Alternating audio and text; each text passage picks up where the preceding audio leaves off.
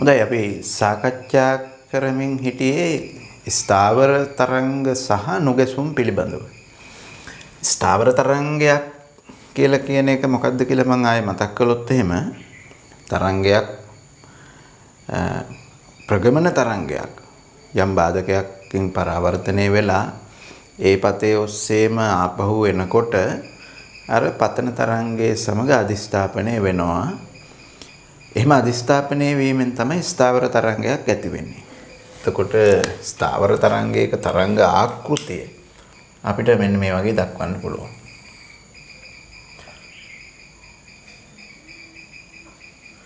ස්ථාවර තරංගයක තරංග ආකෘතිය.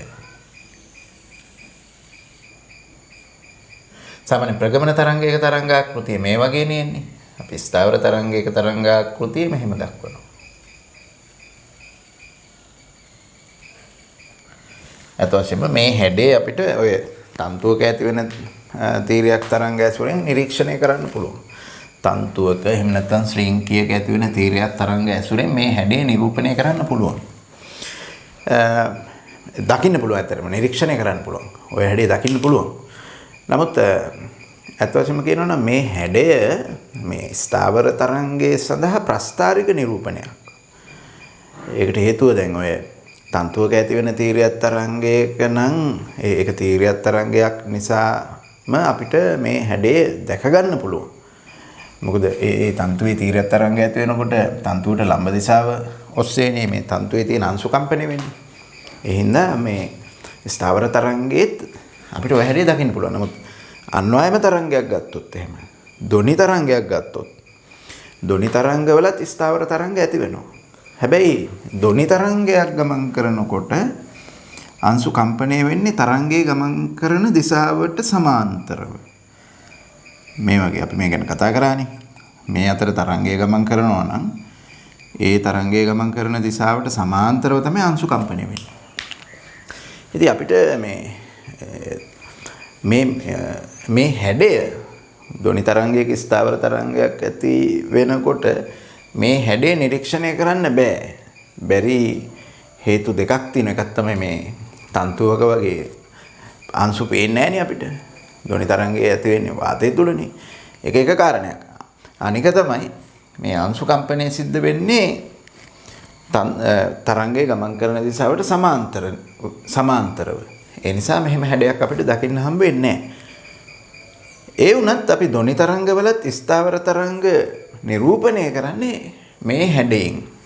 ඔය හැඩේ තමයි අඳින්නේ. ධ්වනි තරංගයක ස්ථාවර තරංග ආකෘතිය දක්වන කොටත් අන්වයම තරංගයක ස්ථාවර තරංග ආකෘතිය දක්වන කොටත් අපි මේ ස්ථාවර තරංග ආකෘතිය දක්වන්නේ මේ විදිහටමයි. ඒකට හේතුව අතවශ්‍යම මේ ස්ථාවර තරංගයක තරංග ආකෘතිය කියලා කියන්නේ ප්‍රස්ථාරික නිරූපණයක්.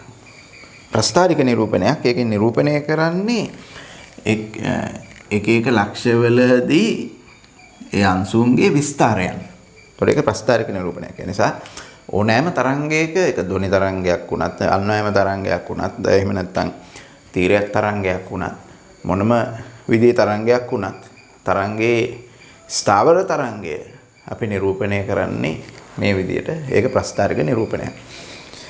ඒක මතක තියාගත්තන් හරි. හැබැයි ඉතින් අර මම අර කලින් කිව්ව දේ අපව මතක් කළොත් එහෙම තන්තුවක ඇති වෙන තීරයක් තරංගය සඳහා ප්‍රස්ථාරික නිරූපණයයි ඒකේ ඇත්ත වශයෙන්ම ඇති වෙන ස්ථාවර තරංගයේ හැඩයයි එක වගේ අපිට ඒක නිරීක්ෂණය කරන්න පුළුවන්. මේක දැක ගන්න පුළුවන්. කොහොම වුණත් මේ ස්ථාවර තරංගයේ මේ ලක්ෂ්‍ය විස්තරයේ අවම වෙන විදියට කම්පණය වෙන ලක්ෂ්‍ය තියෙනවා. විස්තරයේ අවම හෝ ශූන්‍ය වෙන විදියට කම්පණය වෙන ලක්ෂ්‍ය තියෙනවා. ඒ ලක්ෂ්‍ය වලට අපි කියන්නේ නිෂ්පන්ද කියලා. ඒවා අපි කතා කළානේ. ඒවා නිෂ්පන්ද. විස්තරයේ උපරිම වෙන විදියට කම්පණය වෙන ලක්ෂ්‍ය තියෙනවා. ඒවට අපි කියනවා ප්‍රස්පන්ද කියලා. එතකොට මේ ප්‍රස්පන්දයක් සහ නිෂ්පන්දයක් අතර ගත්තොත් එහෙම විවිධ විස්තර සහිතව කම්පණය වෙනවා. ඒ අංශු ඒ ලක්ෂ්‍ය ප්‍රස්පන්දයක් සහ නිෂ්පන්දයක් අතරේ තියෙන ලක්ෂ්‍ය විවිධ විස්තරයන් සහිතව කම්පණයට ලක් වෙනවා. කොහොම නමුත් නිෂ්පන්ද දෙකක් අතර පරතරය එහෙම නැත්නම් මේ අපි කියන මේ පුඩුවක දිග සමාන වෙනවා තරංග ආයාමෙන් භාගයකට. ලැම්ඩා බෙදීම 2. පුඩුවක දිග සමාන වෙනවා ලැම්ඩා බෙදීම 2ට. පුඩුවක දිග තරංග ආයාමෙන් භාගයකට සමාන වෙනවා. ඒතකොට තරංග ආයාමය කියලා කියන්නේ පුඩු 2ක දිග. ඒ විතරක් නෙමෙයි අපිට ඉතින් මේ ප්‍රස්පන්ද දෙකක් අතර පරතරය ගන්නත් පුළුවන්. ලැම්ඩා බෙදීම 2 කියලා හොම. කොහොම නමුත් පුඩුවක දිග සමාන වෙන්නේ තරංග ආයාමයෙන් භාගයකට. තරංග ආයාමය කියලා කියන්නේ පුඩු 2ක දිග. ඒතර ඒ අසුරෙන් අපිට යම්කිසි ස්ථාවර තරංගයක තරංග ආයාමය හොයන්න පුළුවන්. උදාහරණයක් හැටියට හිතමුකෝ මෙන්න මේ තන්තුවක ඇති වෙච්ච ස්ථාවර තරංගයක් නම් අපි හිතමු මේ තන්තුවේ දිග මීටර 1.5යි කියලා. කොහොමද? මේ තන්තුවේ දිග මීටර 1.5යි නම් බලන්න මෙතන මේ හැදිලා තියෙන ස්ථාවර තරංගයේ පුඩු 3ක් තියෙනවා. එතකොට මේ පුඩු 3 දිග තන්තුවේ දිගට සමානයි. ඒ නිසා අපිට එක පුඩුවක දිග හොයන්න පුළුවන්. පුඩුවක දිග හොයන්න මොකද කරන්න ඕන? පුඩු 3ේම දිග තන්තුවේ දිගට සමානයි. තන්තුවේ දිග මීටර 1.5යි. එතකොට පුඩුවක දිග අපිට හොයන්න පුළුවන්. පුඩුවක දිග කියන්නේ ලැම්ඩා බෙදීම 2. ලැම්ඩා බෙදීම 2 සමානයි 1.5 බෙදීම 3. 1.5 කියලා කියන්නේ පුඩු 3ේම දිග.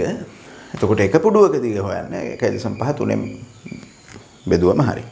1.5 බෙදීම 3 කියන එකෙන් පුඩුවක දිග ලැබෙනවා. එතකොට ලැම්ඩා සමානයි 1.5 3ෙන් බෙදුවාම 0.5යි. ගුණ කිරීම මේ දෙකෙන් හරස් ගුණිතය දැම්මහම 0.5 ගුණ කිරීම 2. එතකොට 1.2 බිඳුවයි මීටර කියලා එනවා. ඒ කියන්නේ තරංග ආයාමය මීටරයයි. මම මෙන්න මේ වගේ උදාහරණයක් ගන්නවා. දිග මීටර දෙකක් වන තන්තුවක් මීටර දෙකක් වන තන්තුවක් දිග මීටර දෙකක් වන තන්තුවක්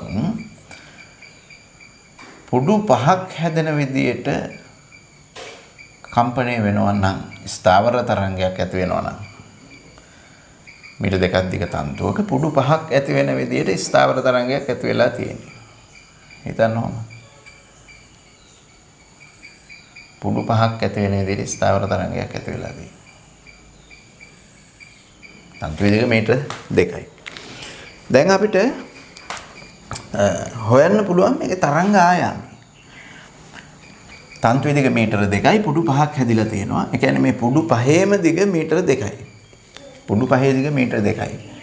එහෙනම් පුඩුවක දිග ලැම්ඩා බෙදීම 2යිනේ. පුඩුවක දිග ලැම්ඩා බෙදීම 2 නිසා අපිට ඒක හොයාගන්න පුළුවන්. පුඩුවක දිග ලැම්ඩා බෙදීම 2යි. පුඩුවක දිග අපිට හොයන්න පුළුවන් මෙතන මීටර 2යි මුළු දිග පුඩු ගාන 5යි. එතකොට 2 5න් බෙදලත් පුඩුවක දිග හොයන්න පුළුවන්. දැන් බලන්නකෝ හරස් ගුණිතය දැම්මොත් ලැම්ඩා සමානයි 2 2 4යි 4 බෙදීම 5යි. 0.8යි මීටර කියලා ලැබෙනවා. ඒතර ඔය විදිහට ස්ථාවර තරංගයක ඒ තරංග ආකෘතිය පාවිච්චි කරලා අපිට පුළුවන් ඒ තරංගයේ ආයාමය හොයන්න. මොකද අපි දන්නවනේ තරංග ආයාමය සහ පුඩුවක දිග අතර සම්බන්ධය. ඒක පාවිච්චි කරලා අපිට පුළුවන් තරංග ආයාමය හොයන්න. ඉතින් දැන් මෙහෙම තරංග ආයාමය හොයාගත්තට පස්සේ එක්කෝ අපි මේ තන්තුව දිගේ හරි එහෙම නැත්නම් මේ තරංගයේ සංඛ්‍යාතය දන්නවා නම් ඒ තරංගයේ ගමන් කරන වේගය හොයාගන්න පුළුවන්. එහෙම නැත්නම් අපි වේගය දන්නවා නම් යම් කිසි විදියකින් තරංගයේ ගමන් කරන වේගය දන්නවා නම් අපිට පුළුවන් සංඛ්‍යාතය හොයන්න. ඉතින් මම මෙහෙම ගන්නම්කෝ මේ තරංගයේ සංඛ්‍යාතය මම ගන්නම් 200යි හර්ට්ස් කියලා. 200යි හර්ට්ස් වුණොත් තරංගයේ සංඛ්‍යාතය 200යි හර්ට්ස් වුණොත් එහෙම අපිට මේකේ ප්‍රවේගය හොයන්න පුළුවන් මෙන්න මෙහෙම. v සමානයි f ලැම්ඩා. v සමානයි f ලැම්ඩා වලින් ප්‍රවේගය හොයන්න පුළුවන්. f කියන්නේ 200යි ලැම්ඩා කියන්නේ 0.8යි. 200 ගුණ කිරීම 0.8යි. 160යි කියලා ලැබෙනවා. තප්පරයට මීටර් 160යි. ඉතින් මෙන්න මේ විදිහට අපිට මේ ඔය දැනුම පාවිච්චි කරන්න පුළුවන් ගැටලු විසඳීම සඳහා. හොඳයි. ඊගාවට අපි සාකච්ඡා කළේ නුගසුම් ගැන. නුගසුම් කියලා කියන එක නැවතම මතක් කළොත් එහෙම සංඛ්‍යාතයේ ආසන්න වශයෙන් සමාන තරංග දෙකක් අධිෂ්ඨාපනය වුණාම සංඛ්‍යාතයේ ආසන්න වශයෙන් සමාන. එහෙම නැත්නම් සුළු වශයෙන් වෙනස්. සංඛ්‍යාතයේ සුළු වශයෙන් වෙනස් තරංග දෙකක් අධිෂ්ඨාපනය වුණාම සමාන කාලාන්තරයකට වරක් උපරිම තීව්‍රතාවයන් ශ්‍රවණය වෙන එකට තමයි අපි කියන්නේ නුගසුම් කියලා. ඉතින් ඒ ඇහෙන නුගසුම් සංඛ්‍යාතය අපි පැහැදිලි කරා අර තරංග දෙකේ සංඛ්‍යාත අතර වෙනස මගින් ලැබෙනවා කියලා. ඒ අධිෂ්ඨාපනය වෙන තරංග දෙකේ සංඛ්‍යාත අතර වෙනස මගින් නුගසුම් සංඛ්‍යාතය ලැබෙනවා. يعني අධිෂ්ඨාපනය වෙන තරංගවල සංඛ්‍යාතයේ f1 f2 නම් නුගසුම් සංඛ්‍යාතයේ f කියන එක සමානයි f1 ඍණ f2. හැබැයි මෙහෙම ලියන්නේ f1 f2ට වඩා විශාල නම්.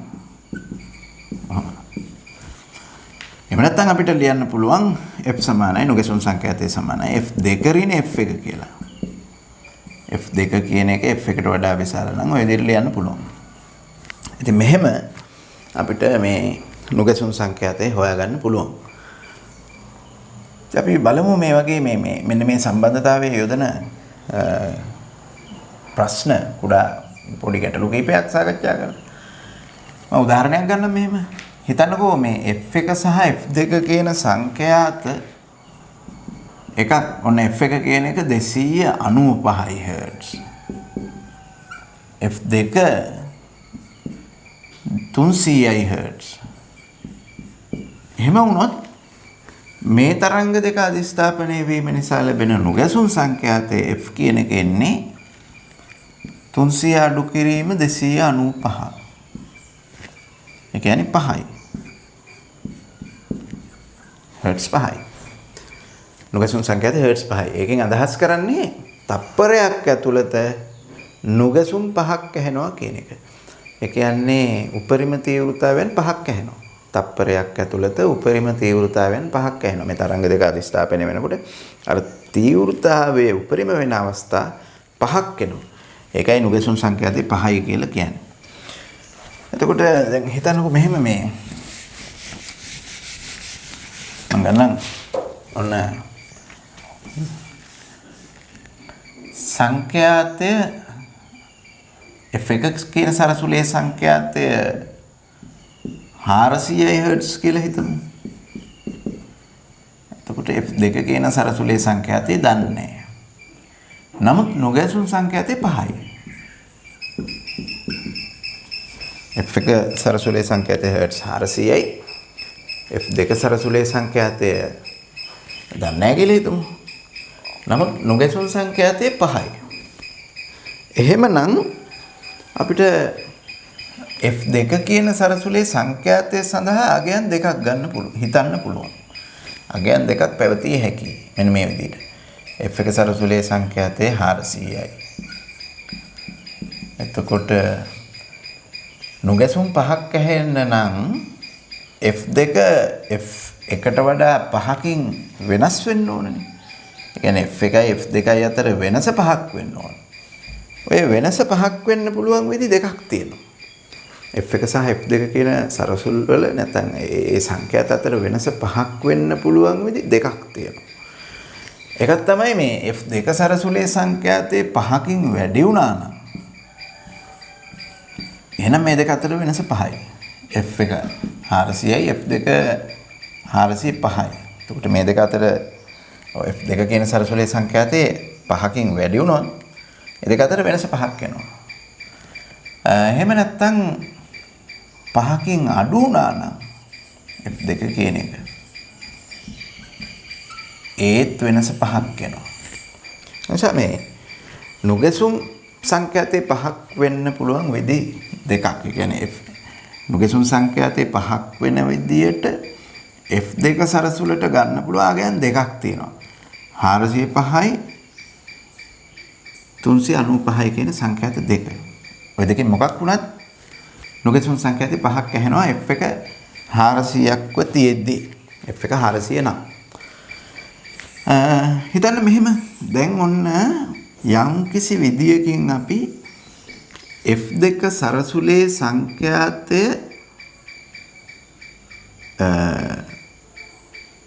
අඩු කළා කියලා හිතන්න. f2 සරසුලේ සංඛ්‍යාතය අඩු කරන්න පුළුවන් කියලා හිතන්නකෝ අපිට. f2 සරසුලේ සංඛ්‍යාතය අඩු කරන්න පුළුවන් අපිට. අපි ඒක අඩු කරනවා. අඩු කරනකොට මොකද වෙන්නේ? 405ක් තිබුණා නම් 405ක් වුණා නම් ඒක 404 403 ඒ විදිහට තමයි අඩු වෙගෙන යන්නේ. 395 වෙලා නම් සංඛ්‍යාතය එතකොට 394 393 ඔය විදිහට අඩු වෙගෙන යනවා. එතකොට අපි හිතමුකෝ f2 සරසුලේ සංඛ්‍යාතය අපිට අඩු කරන්න පුළුවන් කියලා.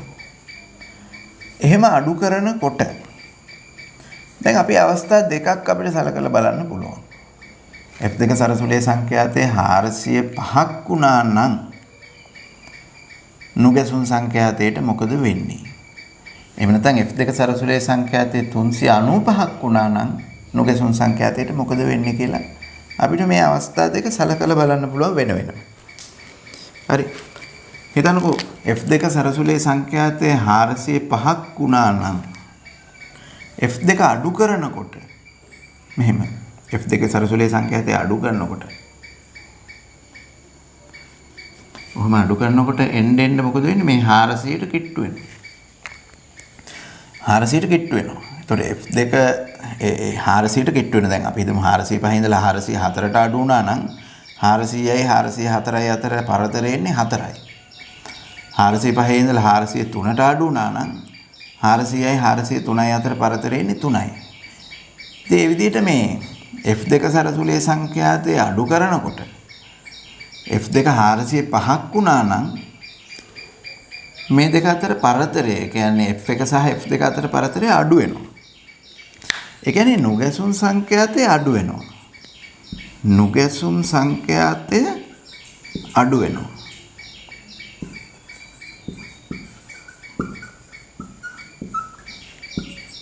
මේක පොඩ්ඩක් පැහැදිලිව තේරුම් ගන්නකෝ.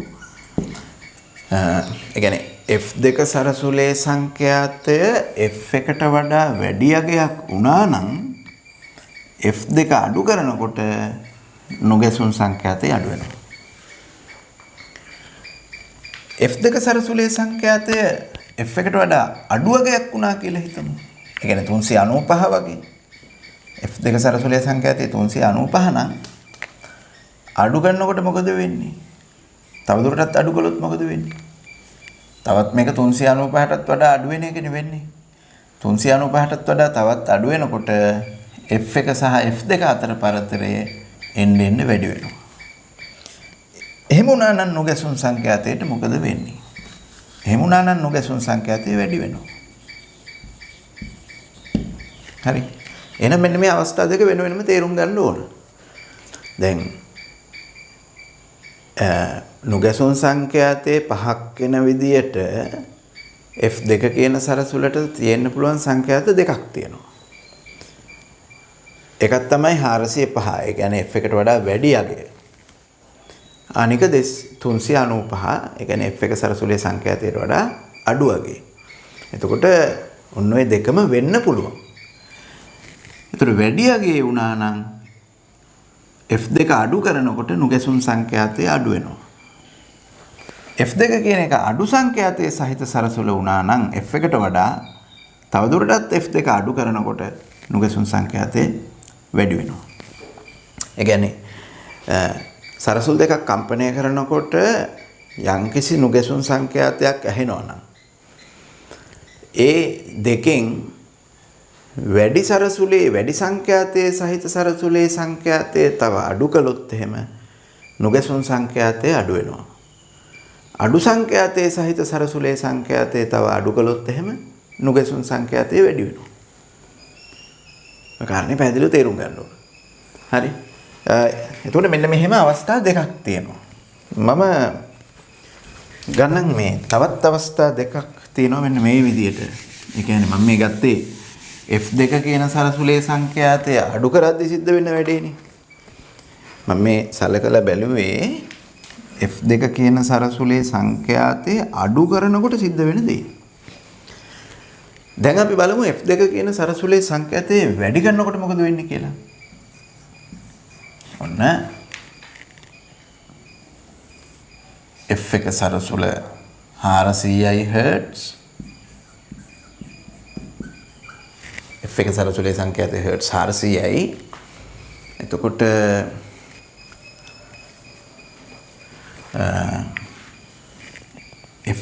F2 කියන එක වෙන්න පුළුවන් එක්ක 395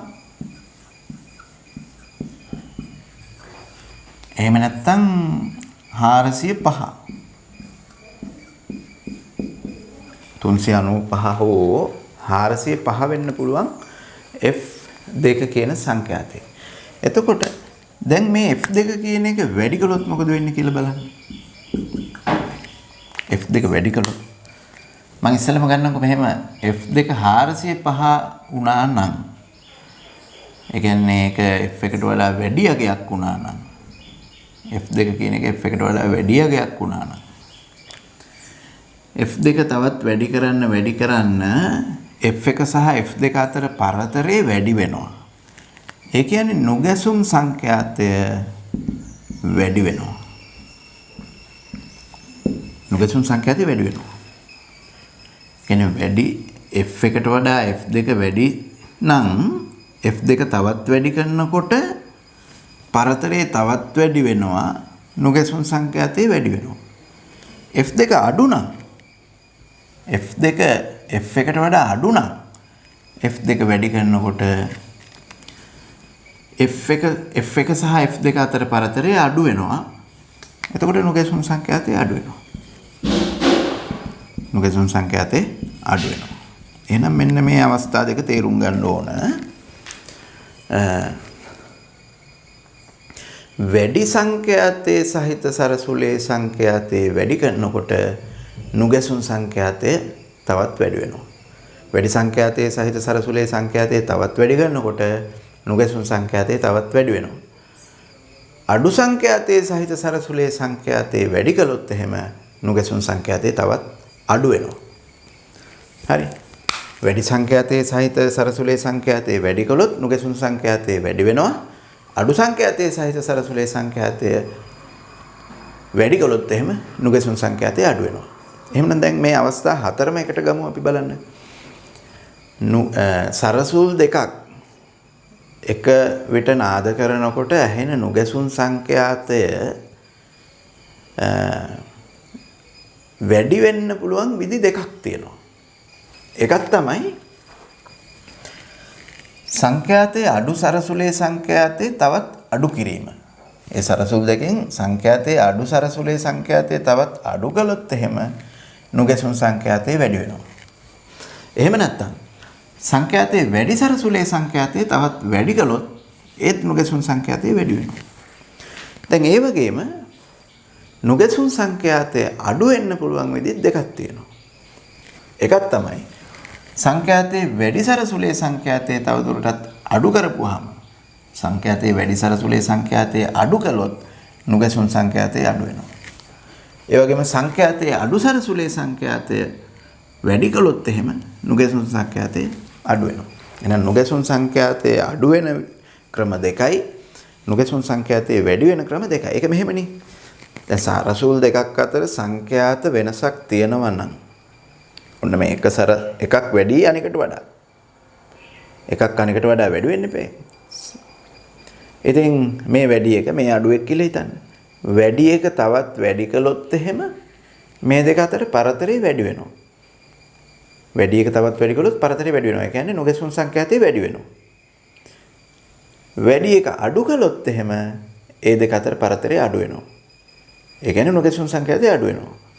එහෙම නැත්නම් අඩු එක තවත් වැඩි කළොත් අඩු එක වැඩි කළොත් පරතරය අඩු වෙනවා. නුගැසුම් සංඛ්‍යාතය අඩු වෙනවා. අඩු එක අඩු කළොත් පරතරය වැඩි වෙනවා. නුගැසුම් සංඛ්‍යාතය වැඩි වෙනවා. එහෙනම් නුගැසුම් සංඛ්‍යාතය වැඩි කරන්න පුළුවන් වැඩි එක තවත් වැඩි කිරීමෙන් එහෙම නැත්නම් අඩු එක තවත් අඩු කිරීමෙන්. නුගැසුම් සංඛ්‍යාතය අඩු කරන්න පුළුවන් වැඩි එක අඩු කිරීමෙන් හෝ අඩු එක වැඩි කිරීමෙන්. ඉතින් ඕනෑම වෙනස් පද දෙකක් අතර වෙනස අඩු කරන්න හෝ වැඩි කරන්න ඕන නම් අපි අනුගමනය කරන්නේ ඔය ක්‍රම දෙක තමයි. වැඩි එක වැඩි කිරීමෙන් වෙනස වැඩි කරන්න පුළුවන්. වැඩි එක අඩු කිරීමෙන් වෙනස අඩු කරන්න පුළුවන්. අඩු එක වැඩි කිරීමෙන් වෙනස අඩු කරන්න පුළුවන්. අඩු එක තවත් අඩු කිරීමෙන් වෙනස වැඩි කරන්න පුළුවන්. ඉතින් මෙන්න මේ ප්‍රතිඵලය මේ නුගැසුම් සංඛ්‍යාතයේ සෙවීම සම්බන්ධ ගැටලු විසඳීමේදී භාවිතා කරන්න ඕන. අපි එවැනි ගණන් කිහිපයක් සාකච්ඡා කරමු. මේ ප්‍රතිඵලය භාවිතා කරොත් බොහොම පහසුවෙන් ගැටලු විසඳන්න පුළුවන්. අනික මේ නුගැසුම් සම්බන්ධ ගැටලු විසඳීමේදී අපෙන් අහන්නේ මේ සරසුල් දෙකක් හරි මොනවා හරි කම්පණය වෙන වස්තු දෙකක් දීලා එක්ක නුගැසුම් සංඛ්‍යාතය අපිට දෙනවා, එක වස්තුවක සංඛ්‍යාතය දෙනවා, අනිත් එකේ සංඛ්‍යාතය මොකක්ද කියලා තමයි අහන්නේ. එහෙම නැත්නම් සරල ප්‍රශ්නයක් අහනවා නම් ඒ දෙකේම සංඛ්‍යාත දීලා නුගැසුම් සංඛ්‍යාතය මොකක්ද කියලා අහන්න පුළුවන්. ඒක නම් බොහොම ලේසියිනේ. ඉතින් අපිට හැමතිස්සෙම සිද්ධ වෙනවා නුගැසුම් සංඛ්‍යාතය හොයනකොට වැඩි සංඛ්‍යාතයේ සහිත සරසුලෙන් අඩු සංඛ්‍යාතයේ සහිත සරසුල අඩු කරන්න. එන වැඩි සංඛ්‍යාතයෙන් අඩු සංඛ්‍යාතය අඩු කරන්න සිද්ධ වෙනවා. එහෙම අඩු කරන්න ඕන නුගැසුම් සංඛ්‍යාතය හොයනවා. ඉතින් අපිට සාමාන්‍යයෙන් මේ වගේ ගැටලුවක නුගැසුම් සංඛ්‍යාතයේ සෙවීම සම්බන්ධ ගැටලුවක හෝ එහෙම නැත්නම් දීලා තියෙන සරසුලක සංඛ්‍යාතයේ සෙවීම සම්බන්ධ ගැටලුවක අපිට හිතන්න තැනක් එන්නේ අර කොයි සරසුලද කොයි වස්තුවේ සංඛ්‍යාතයේද වැඩි කියන එක හොයාගන්න ගියාම තමයි අපිට පොඩ්ඩක් හිතන්න වෙන්නේ. ඉතින් ඒකට අවශ්‍ය කරන දත්ත දීලා තියෙනවා. ඒ දත්තත් එක්ක අපි හිතලා තේරුම් ගන්න ඕන කොයි එකද වැඩි කියන එක.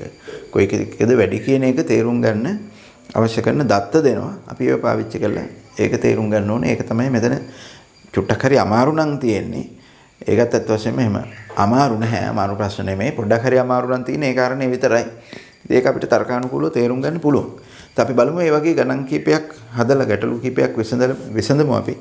එතකොට මේක තේරුම් ගන්න පුළුවන් වෙයි. ටියුට් එකේ තියෙනවා ගණන් ඒ වගේ ගණන් තියෙනවා 30 වෙනි ප්‍රශ්නේ ඉඳලා 31 30 31 32 33 34 කියන ප්‍රශ්න ඔක්කොම මේ නුගැසුම් සම්බන්ධ ප්‍රශ්න. මෙන්න මේ ප්‍රශ්න ටික අපි කරමු. එතකොට හොඳ අවබෝධයක් මේ පිළිබඳව ගන්න පුළුවන් වෙයි.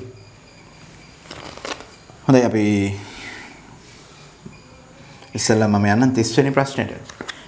30 පළවෙනි කොටස තියෙන්නේ නුගැසුම් අර්ථ දක්වන්න කියලා. නුගැසුම් අර්ථ දක්වන්න. ඉතින් ඒ නෝට් එකේ තියෙනවනේ ඒව නේද ලියාගත්තනේ. දෙවෙනි කොටස තියෙන්නේ නුගැසුම් සංඛ්‍යාතය යනුවෙන් කුමක් අදහස් කෙරේද කියලා. ඉතින් මේ ප්‍රශ්න වලට උත්තර ලියන්න. මම තුන්වෙනි කොටස ගන්නම්. A හා B සරසුල් දෙකක් එකවර නාද කළ විට තප්පර 10ක් තුලදී නුගැසුම් 20ක් ඇසුණි. A හා B කියන සරසුල් දෙක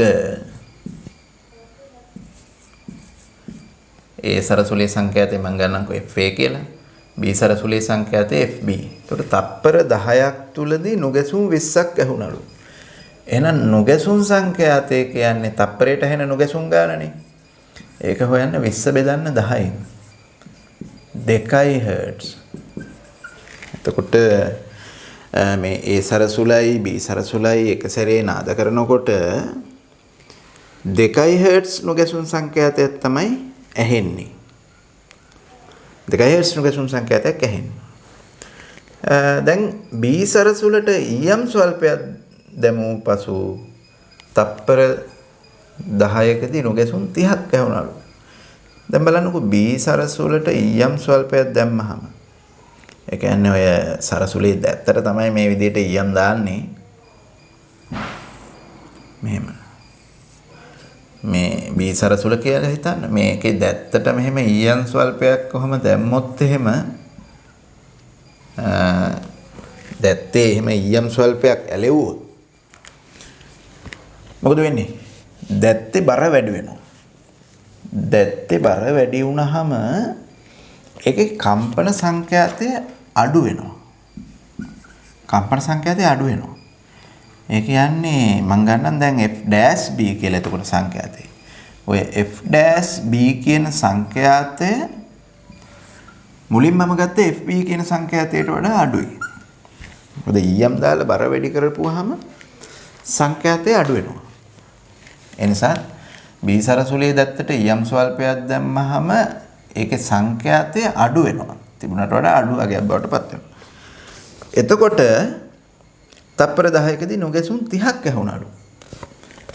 දැන් එතකොට නොගැසුම් සංඛ්‍යාතය කොච්චරද?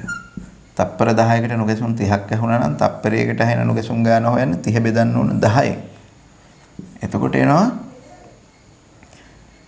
3 Hz. දැන් බලන්න B සරසුලට em දාලා ඒකේ බර වැඩි කරනකොට B සරසුලේ සංඛ්‍යාතය අඩු වෙනවා. හැබැයි නොගැසුම් සංඛ්‍යාතය වැඩි වෙලා තියෙනවා 3 Hz දක්වා.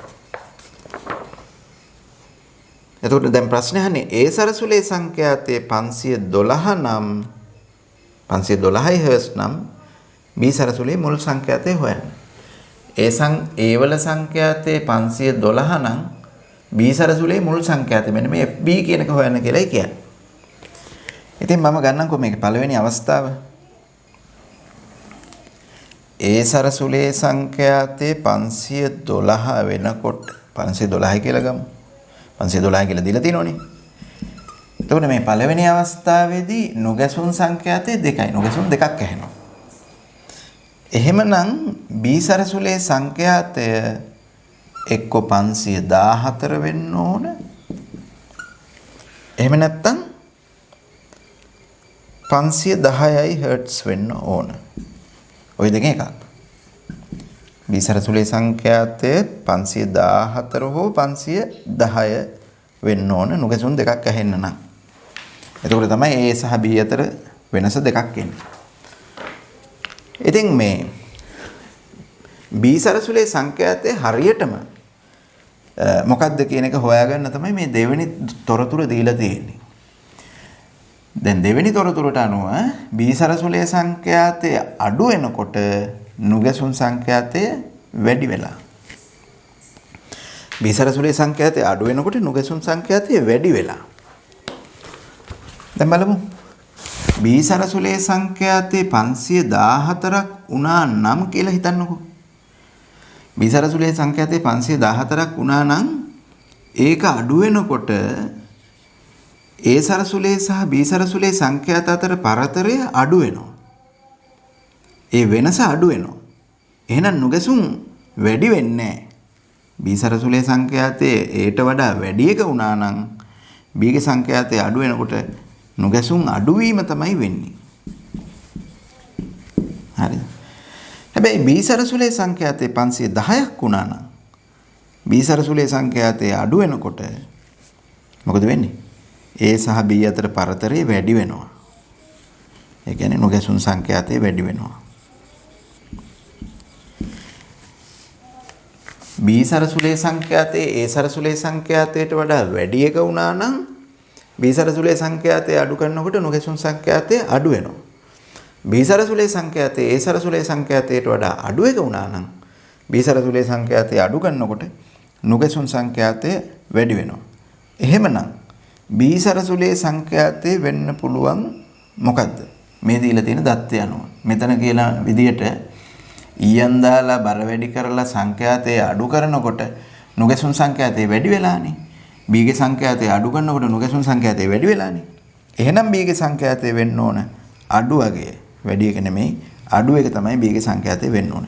ඒ අනුව B සරසුලේ සංඛ්‍යාතය Hz 510 වෙන්න ඕන. B සරසුලේ මුල් සංඛ්‍යාතය Hz 510 වෙන්න ඕන. අපිට එන්නේ මේකේ මුල් සංඛ්‍යාතය. මුලින් තිබිච්ච සංඛ්‍යාතය. හරි. දැන් අපිට තවත් කොටසක් මේක දීලා දෙනවා. මේක වෙනස් විදියකට කළා නම් මෙහි ඊයන් දැමූ පසු තප්පර 10ක් තුල ඇසෙන නුගසුන් සංඛ්‍යාතය 10ක් වුණා නම් ඒක අනිත් පැත්ත ඒ කියන්නේ ඊයන් දැම්මට පස්සේ ඇහෙන නුගසුන් සංඛ්‍යාතය 10ක් වුණා නම් B සරසුලේ දැත්ත මතට ඊයම් දැම්මට පස්සේ නුගසුන් සංඛ්‍යාතය 10ක් වුණා නම් දැත්ත මතද ඊයන් දැම්මට පස්සේ ඒකේ සංඛ්‍යාතය කොහොමද වෙනස් වෙනවනේ. කොහොමදත් අඩු වෙනවනේ. හැබැයි ඒ වෙලාවේ නුගැසුම් සංඛ්‍යාතය තප්පර 10ක් තුල ඇහෙන නුගැසුම් සංඛ්‍යාව 10ක් වුණා නම් නුගැසුම් සංඛ්‍යාතය නෙමෙයි තප්පර 10ක් තුල ඇහෙන නුගැසුම් සංඛ්‍යාව 10ක් වුණා නම් එතකොට නුගැසුම් සංඛ්‍යාතය කොහොමද හොයන්නේ? 10 බෙදීම 10 1 හර්ට්ස්. එතකොට B සරසුලට ඊයම් දැම්මම B සරසුලට ඊයම් දාලා ඒකේ සංඛ්‍යාතය අඩු කරනකොට නුගැසුම් සංඛ්‍යාතය එකක් වුණා නම් එකක් වෙනවා නම් ඒ කියන්නේ එකක් වෙනවා කියන එකේ අදහස් කරන්නේ මේ අවස්ථාවට වඩා නුගැසුම් සංඛ්‍යාතය අඩු වෙලා කියන එක. එතකොට B සරසුලේ සංඛ්‍යාතය අඩු කරනකොට නුගැසුම් සංඛ්‍යාතය අඩු වෙනවා නම් එහෙමනම් B සරසුලේ සංඛ්‍යාතය වෙන්න ඕන වැඩි එක. වැඩි එක අඩු කළොත් නේ අඩු වෙන්නේ පරතරය. වැඩි එක අඩු කළොත් තමයි නුගැසුම් සංඛ්‍යාතය අඩු වෙන්නේ. ඉතින් අඩු කරනකොට නුගැසුම් සංඛ්‍යාතය අඩු වෙලා තියෙනවා නම් අපිට නිගමනය කරන්න පුළුවන් ඒ අඩු කරලා තියෙන්නේ වැඩි සංඛ්‍යාතයේ සහිත සරසුලේ සංඛ්‍යාතය කියලා. එහෙමනම් එහෙම වුණා නම් ඒ කියන්නේ මීයන් දැම්මට පස්සේ නුගැසුම් සංඛ්‍යාතය එකක් වුණා නම් ඒ කියන්නේ තප්පර 10ක් තුල ඇහෙන නුගැසුම් සංඛ්‍යාව 10ක් වුණා නම් එහෙනම් B සරසුලේ සංඛ්‍යාතය වෙන්න ඕන 514. හොඳයි. එතකොට මේ අපි මේ කොටස් දෙකට වෙන වෙනම තමයි උත්තර ලිව්වේ. මුලින් පළවෙනි කොටසේදී අහන්නේ මෙහෙම මේ ඊයන් දැම්මට පස්සේ නුගැසුම් සංඛ්‍යාතය වැඩි වුණා නම් B සරසුලේ සංඛ්‍යාතය වෙන්න ඕන මොකක්ද කියලා. දෙවෙනි කොටසේ අහන්නේ එහෙම නුගැසුම් සංඛ්‍යාතය අඩු වුණා නම් B සරසුලේ වෙන්න ඕන සංඛ්‍යාතය මොකක්ද කියලා. ඉතින් ඒ අවස්ථා දෙකට අපිට එනවා එකක් මෙහෙම වෙන්න නම් 510යි හර්ට්ස් වෙන්න ඕන. මේ විදිහට වෙන්න නම් හර්ට්ස් 514ක් වෙන්න ඕන. ඉතින් ලැබෙනවා. හොඳයි මම 31 වෙනි ප්‍රශ්නෙට යන්න.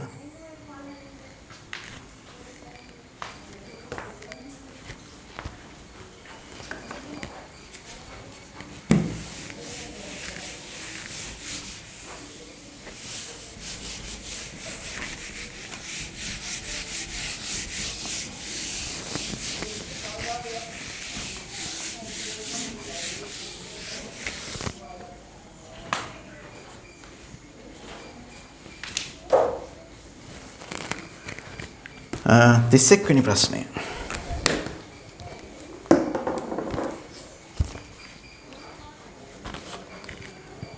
A B සරසුල් දෙක එකවර නාද කළ විට තප්පර දෙකක කාලයක් තුලදී නුගැසුම් 8ක් ඇසුණි. B සරසුල පීරිගා බර අඩු කළ විට නුගැසුම් සෑදෙන කාලාන්තරය අඩු වන බව පෙනුනි. A සරසුලේ සංඛ්‍යාතය 256යි හර්ට්ස් නම් B සරසුලේ මුල් සංඛ්‍යාතය කුමක්ද? මම ගන්නම් කලින් වගේමයි A B සරසුල් දෙක. ඔන්න A සරසුලේ සංඛ්‍යාතේ FA B සරසුලේ සංඛ්‍යාතේ FB. ඉතින් මේ සරසුල් දෙක එක සැරේ නාද කළාම තප්පර දෙකකදී නුගැසුම් 8ක් ඇහෙනවා කියලා දීලා තියෙනවා. තප්පර දෙකකදී නුගැසුම් 8ක් ඇහෙනවා නම් නුගැසුම් සංඛ්‍යාතය අපිට හොයන්න පුළුවන් 8 බෙදීම 2කින්. බලන්න 8 2කින් බෙදපුවම නුගැසුම් සංඛ්‍යාතය ලැබෙනවා 4යි හර්ට්ස්. එහෙමනම් A සහ B කියන සරසුල් දෙක එකවර නාද කරපුවාම හර්ට්ස් 4ක නුගැසුම් සංඛ්‍යාතයක් ඇහෙනවා. ඇහෙන නුගැසුම් සංඛ්‍යාතය හර්ට්ස් 4යි. දැන් කියනවා B සරසුල පීරිගාල බර අඩු කරපුවාම නුගැසුම් සෑදෙන කාලාන්තරය අඩු වෙන බව පෙනුණා කියලා. B සරසුල පීරිගාල බර අඩු කළොත් මෙහෙම B සරසුලේ දැත්ත මේ සරසුලේ දැති පීරිගාල බර අඩු කළොත් එහෙම මොකද වෙන්නේ? ඒ බර අඩු කරපුවම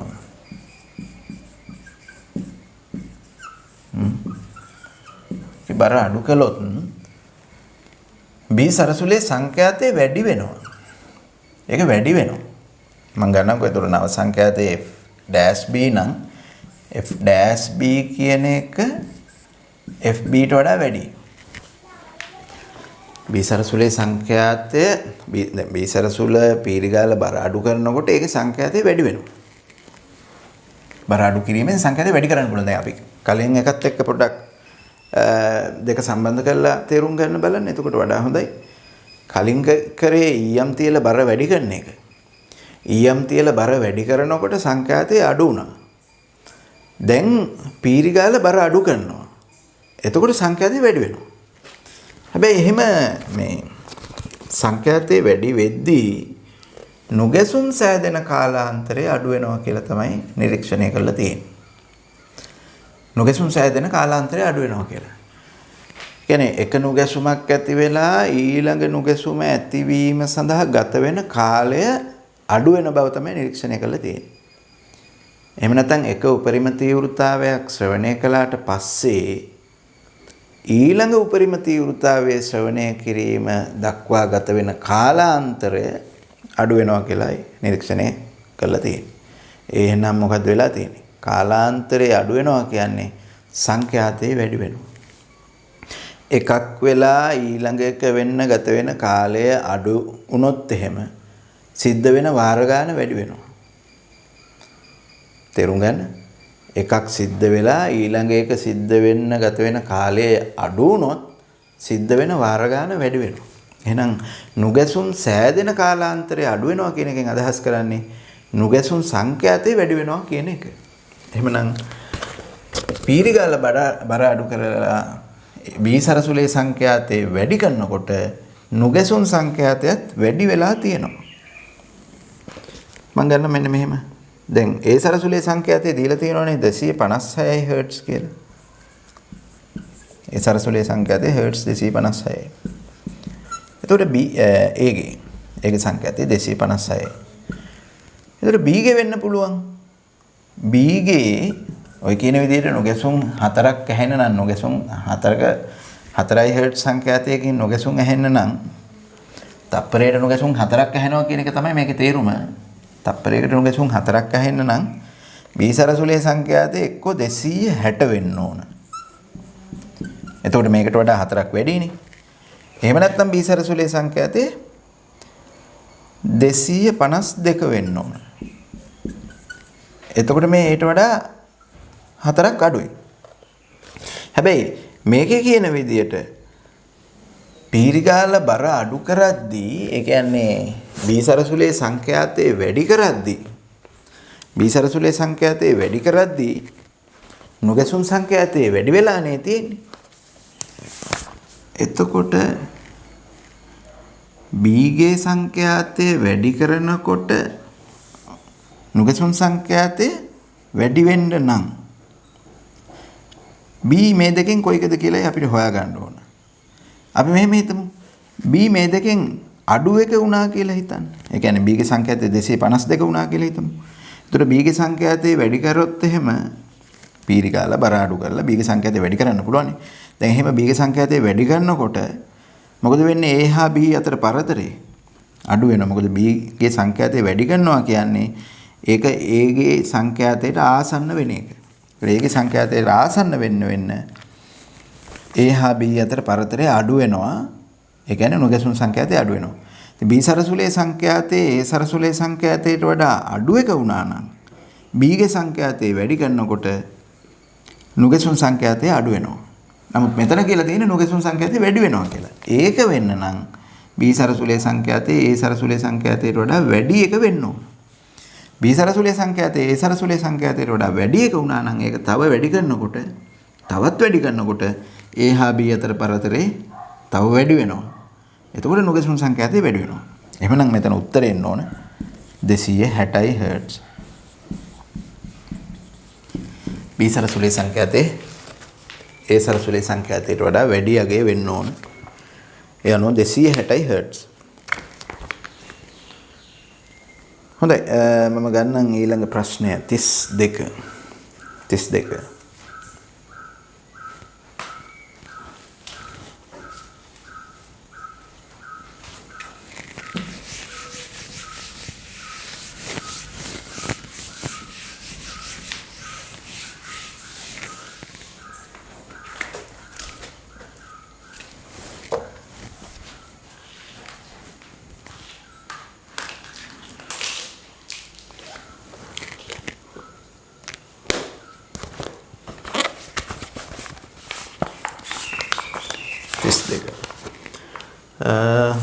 මේ තියෙන්නේ කම්පණය වෙන උපකරණයක් සංකේතයේ 512 හර්ට්ස් වන සරසුලක් සමග නාද කළ විට තප්පර 3කදී නුගැසුම් 12ක්ද සංකේතයේ 514 හර්ට්ස් වන සරසුලක් සමග නාද කළ විට එම කාලාන්තරයේදීම නුගැසුම් 18ක්ද ඇසුණි. එතකොට උපකරණයේ සංකේතය මොකද්ද කියලා දීලා නැහැ. හැබැයි ඒක 512 හර්ට්ස් වන සරසුලක් එක්ක නාද කරපුවම තප්පර 3කදී නුගැසුම් 12ක් ඇහිලා තියෙනවා. තප්පර 3කට නුගැසුම් 12යි කියලා කියන්නේ නුගැසුම් සංඛ්‍යාතය ඒ පළවෙනි අවස්ථාවේදී නුගැසුම් සංඛ්‍යාතය 12 බෙදීම 3 කියලා එනවා. ඒ කියන්නේ 4 හර්ට්ස්. කියන්නේ 512 සරසුල සමග මේ උපකරණයේ සංඛ්‍යාතේ නාද කරපුවාම උපකරණයේ 512 සමග උපකරණයේ නාද කරපුවාම නුගැසුම් සංඛ්‍යාතේ හර්ට්ස් 4යි. එතකොට මෙහෙමනේ අපි ගමු 512 සමග නාද කරනකොට හර්ට්ස් 4ක නුගැසුම් සංඛ්‍යාතයක් ඇහෙනවා නම්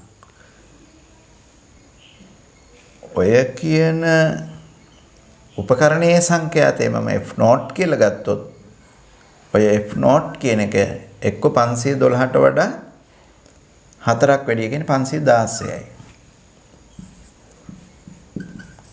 එහෙම නැත්නම් 4ක් අඩුයි කියන්නේ 508යි.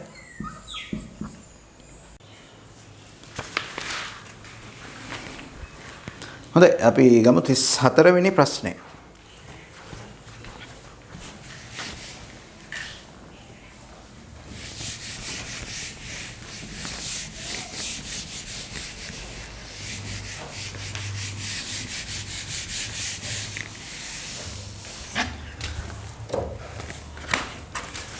සරසුල් දෙකක් එක විට නාද කළ විට තප්පරයකට නුගැසුම් 5 බැගින් ඇසේ. ඉන් එක් සරසුලක සංඛ්‍යාතයේ 300 හර්ට්ස් වේ. ඒ මත කුඩා ඉටි කැබැල්ලක් ඇලවීමෙන් පසු නැවත සරසුල් දෙක එකවර නාද කළ විට තප්පරයකට නුගැසුම් 4ක් ඇසේ. දෙවෙනි සරසුලේ සංඛ්‍යාතය සොයන්න. මේක එච්චර අමාරු ප්‍රශ්නයක් නෙමෙයි. සරසුල් දෙක අපි ගමු සංඛ්‍යාතයේ එකක F1යි අනෙක F2යි. එතකොට මේ සරසුල් දෙක එක සැරේ නාද කරපුවාම තප්පරයකට නුගැසුම් 5ක් ඇහෙනවා. ඒ කියන්නේ නුගැසුම් සංඛ්‍යාතේ 5යි. එක සරසුලක සංඛ්‍යාතේ හර්ට්ස් 300යි කියලා දීලා තියෙනවා. ඒ සරසුල් දෙකෙන් එක සරසුලක සංඛ්‍යාතේ හර්ට්ස් 300යි. ඉතින් නුගැසුම් සංඛ්‍යාතේ 5ක් වෙන්න නම් අනෙකේ සංඛ්‍යාතේ එක්ක 305යි හර්ට්ස් වෙන්න ඕන. එහෙම නැත්නම් අනිකේ සංඛ්‍යාතයේ 295යි හර්ට්ස් වෙන්න ඕන. එක්ක 305යි නැත්නම් 295යි. එහෙම වුණොත් තමයි 305 වුණත් 300 සහ 305 අතර වෙනස 5යි. 295 වුණත් 295 සහ 300 අතර වෙනස 5ක් වෙනවා. හැබැයි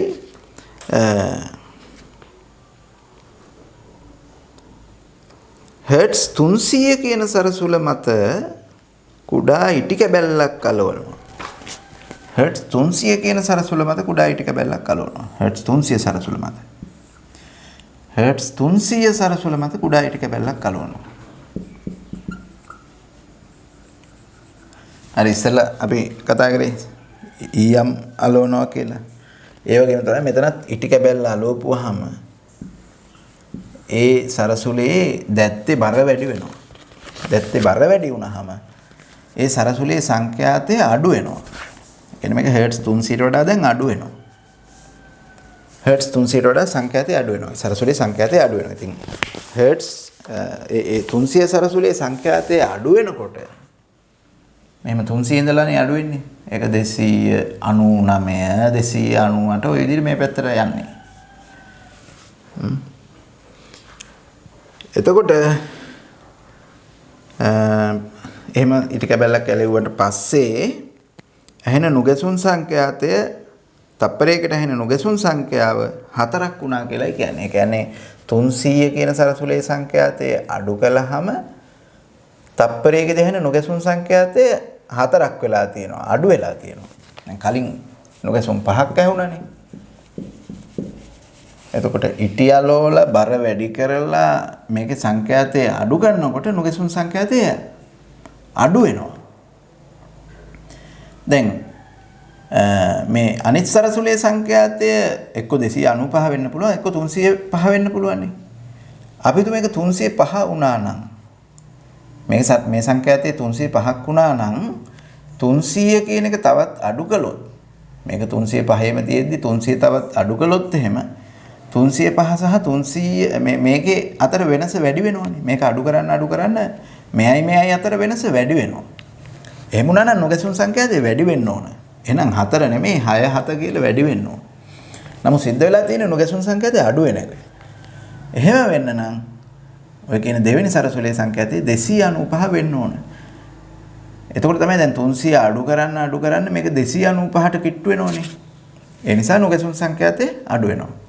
දෙවෙනි සරසුලේ සංඛ්‍යාතය 295 වුණා නම් 300 සංඛ්‍යාතයේ තියෙන සරසුලේ සංඛ්‍යාතය අඩු කරද්දී මේ දෙන්න අතර පරතරය අඩු වෙනවා.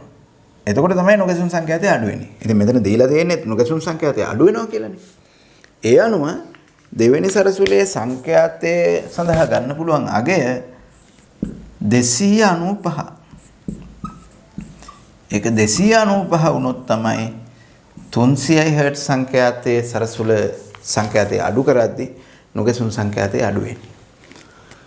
දැන් මෙන්න මේ වගේ අපිට මේ නොගැසුම් සම්බන්ධ ගැටලු විසඳන්න පුළුවන්. තව බොහෝ විට මේ වගේ ප්‍රශ්න බහුවර්ණ වලට එනවා.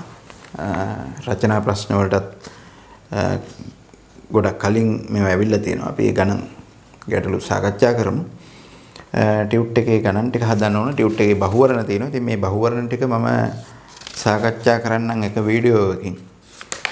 තවත් පාඩමකින් මම මේ බහුවර්ණ ටික සාකච්ඡා කරන්නම්. ඔයාලා එතකන් මේ ටියුට් එකේ තියෙන බහුවර්ණ ටික කරන්න තනියම. මේ සිද්ධාන්තත් භාවිතා කරලා ඊළඟට අපිට තවත් මේකේ ප්‍රශ්න දෙකක් සාකච්ඡා කරන්න තියෙනවා. ඒ ටික මම තවත් පාඩමකින් සාකච්ඡා කරන්නම්.